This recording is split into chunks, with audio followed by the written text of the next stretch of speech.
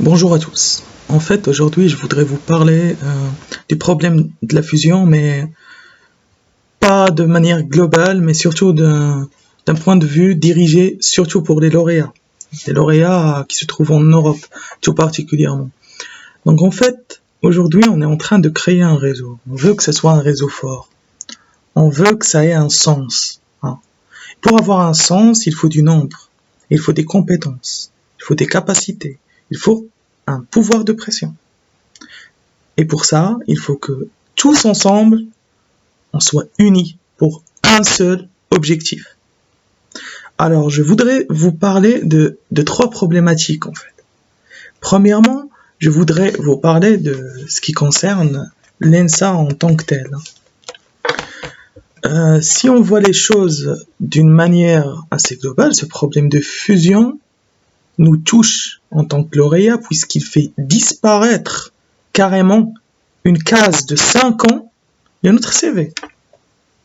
Pouf, elle n'a plus de sens. Il n'y a plus rien là.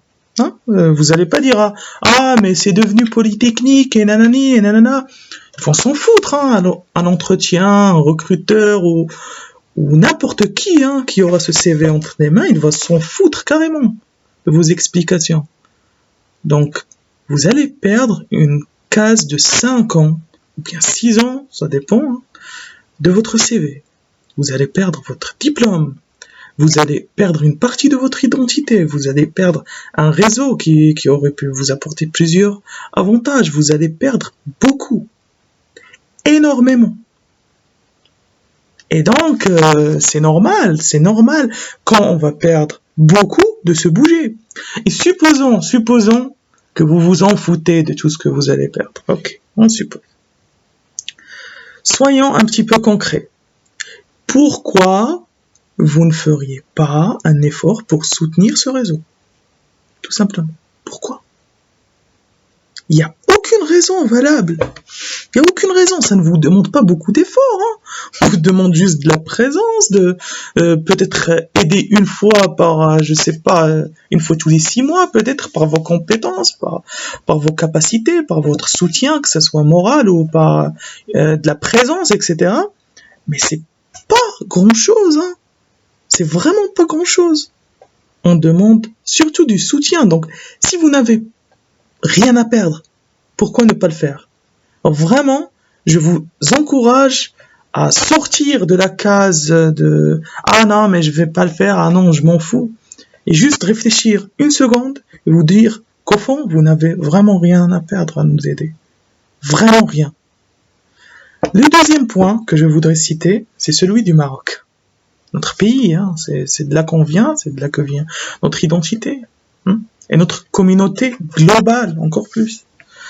Cette loi, eh bien, elle va directement vers la privatisation radicale de l'enseignement. Ce qui veut dire que ça va foutre notre pays encore plus dans les abysses, encore plus qu'il ne l'est déjà. Alors, soyez sûr que si vous faites rien, vous êtes responsable, hein. Soyez-en certains et convaincus. Quelqu'un qui bouge pas, il n'a pas à se plaindre de ce qui arrive.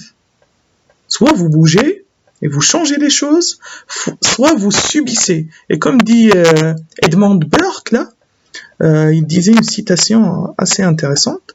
Il suffit que les hommes de bien ne fassent rien pour que le mal triomphe. Et c'est vrai, c'est vrai. Si vous faites rien, redouze de caca, hein. Et c'est trop tard. Après, c'est trop tard. Et puis pour le troisième point, je voudrais parler de vous.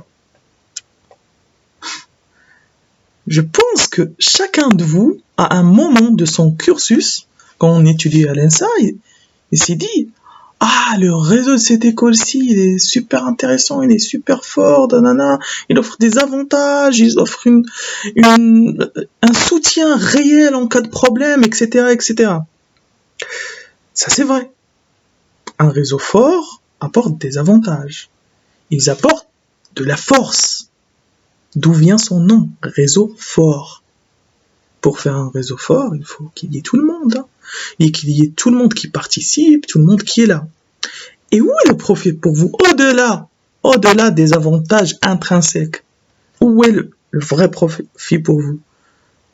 Si un jour, vous avez un gros problème, vraiment un problème énorme qui vous dépasse et vous ne savez pas quoi faire, posez-vous la question. Qu'est-ce que vous voulez? Être seul ou bien avoir des dizaines de milliers de personnes avec vous? Avec vous jusqu'au bout, hein. Une famille, une vraie famille. Qu'est-ce que vous voulez? Qu'est-ce que vous préférez? Et dites-vous que si vous ne participez pas maintenant à la création de ce réseau, alors forcément vous n'aurez aucun droit de parole quant au résultat, hein. Ne venez pas vous plaindre. C'est soit vous aidez, soit vous faites partie du projet, soit vous subissez. C'est comme ça que va la vie. Donc, j'espère vraiment que vous vous poserez ces questions, que vous considérerez ces problématiques et que vous serez présent en masse avec nous parce qu'on veut créer quelque chose de bien et qu'on veut créer quelque chose de significatif, pas pour nous en tant que personne, mais pour nous en tant qu'union. Union ensayiste, tous ensemble. Et pas pour vous dire pour un demain meilleur, sinon ça va paraître trop politique, mais c'est vrai, c'est vrai, c'est vrai. On veut vraiment créer quelque chose de bien, qui soit bien institutionnalisé, qui soit bien fait, qui puisse avoir une force, qui puisse peser, et puis bah, on espère vraiment que ça marche. Alors, merci de votre attention et j'espère que ça en réveillera plus d'un et que les gens seront vraiment plus présents et plus soudés autour de ce projet. Merci.